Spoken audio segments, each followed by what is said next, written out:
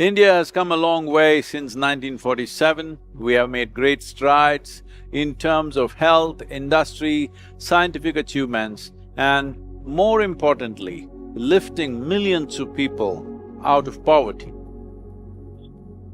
But many challenges still face the nation. To overcome these challenges, responsible and conscious action from the leadership and every citizen will be most essential. Sadhguru talks about what India should focus on for the next 25 years in order to become a better nation. This is the most urgent and gravest problem that the country faces. Well, the virus may be grabbing all the headlines, but that is not the only challenge we face as a generation of people. There are many other things that need urgent action as well. Among these, the most important challenge that we face right now is soil degradation in the country. Unfortunately, this is a reality in large parts of the world, but particularly in India, it is a big challenge. We are heading to a place where our food and water scarcity is reaching a dangerous point. A couple of failed monsoons, we could face severe levels of strife and suffering happening in this country. Unless we turn this situation around, the planet that we hand over to the coming generations will be in such a state, they will look back and curse us. Soil degradation has worsened in the past few decades due to climate change brought by human activity. With this problem, not only do we threaten our quality of vegetation, but also the cleanliness of the water we drink and the air we breathe. This is the most important aspect that we need to address.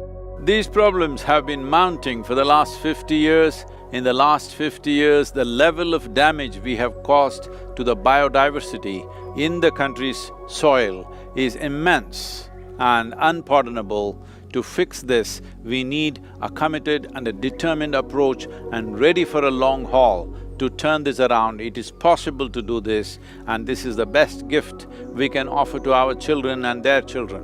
The solution, Sadhguru says, should be urgent and governed by those with authority in the state.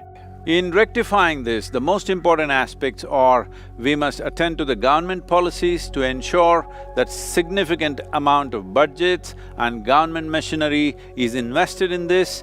For this to happen, the government policies are very important. Coming up with the right policies to protect India's soil is very important. A determined action on the part of the administrations, industry and the people is very, very needed right now. It is not a tomorrow's problem anymore, it is today's problem.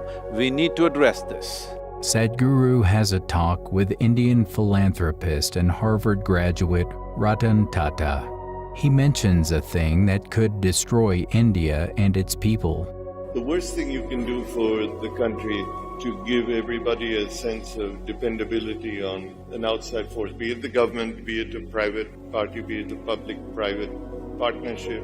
You have to create sustainability that is self-generated. While foundations and charities could be of big help to communities, their flaw is being a pillar people could depend on. If these organizations decide to one day suddenly stop their donations, communities would immediately collapse. You built a dependency. You have created a complacency factor that money flow is going to come, be it from the government, be it from a trust, be it from a company, and the company or the trust has failed in not providing something that makes that community stronger, makes it more productive, gives it a sense of wanting to do something for itself, creates pride in what it stands for. And perhaps we have to change what we are doing to be idea givers rather than money givers. That is how we build a country to become more progressive,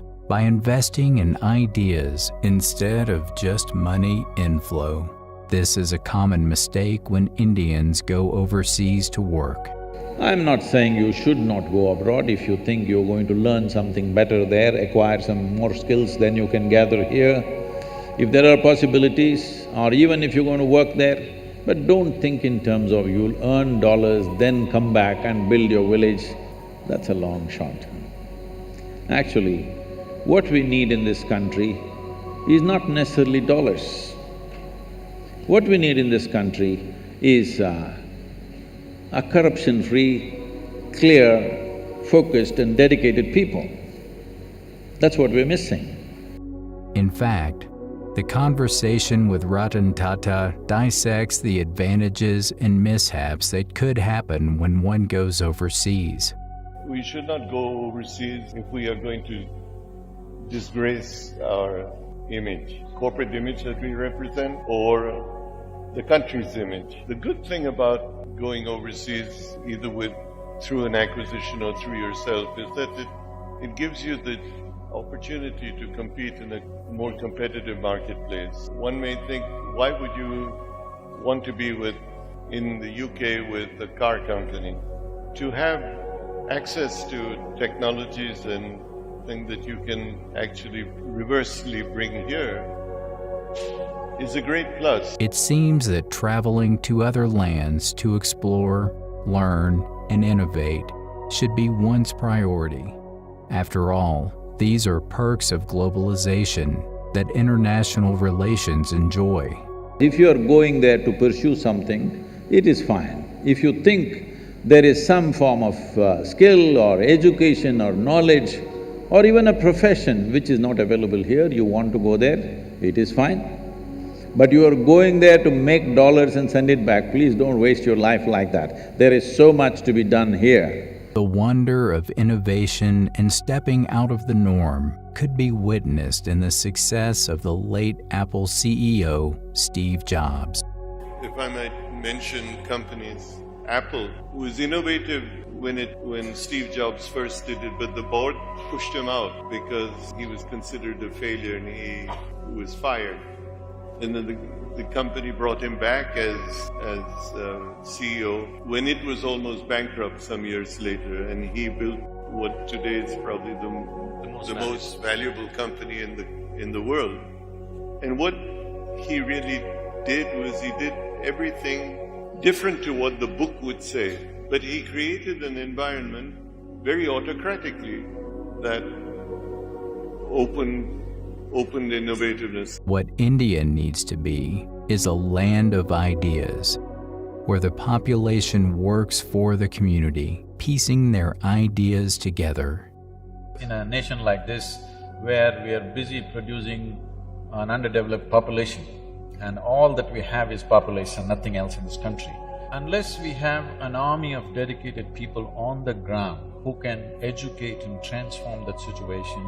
This is why we must value our people, education, and opportunities. The prosperity a country could achieve boils down to the population of a nation. One thing about our nation, which is a kaleidoscope of cultures, kaleidoscope of ethnicity, and in every way we are a mix, an impossible mix of people, which is our strength, which is our quality.